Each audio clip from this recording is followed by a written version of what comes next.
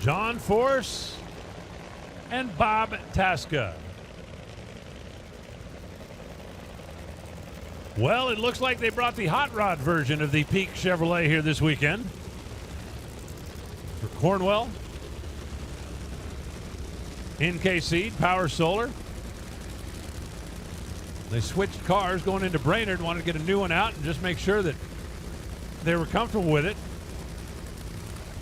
And it looks like it took them a couple of runs, but it definitely looks like they're getting comfortable with it after the Pep Boys call out last week in the U.S. Nationals. And Bob Tasca has had himself a very comfortable car since we went west. Starting out there about in Denver or so. The car's had a string of very solid qualifying efforts and very solid race day showings. Indy notwithstanding. PPG, Pittsburgh Plate Glass. That's what the company started as over 100 years ago. They are now diversified worldwide and all over the side of Bob Tasca's car. And he's got some PPG VIP PGs over there in the pits. Excuse me, Alan, I'm sorry. Was doing a Q&A in his pit. I walked in. Someone asked the question, who do you like to run next to the most? Guess who he said?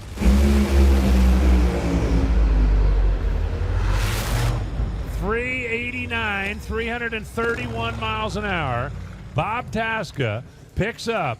He's going to be in the number 4 spot as we go into eliminations. But remember, Bob Tasca's bad run was last night when everybody else was making good runs, and that was still the 5th best. He has made the 2 best runs with the sun on the racetrack today. And these are going to be conditions more like what we race in tomorrow. Tasca considers this a hometown race. And he's got himself a really good race car as we get set to head into final eliminations tomorrow. Taking a look at some of those matchups in round number 1. Funny car is going to be a wild one as well.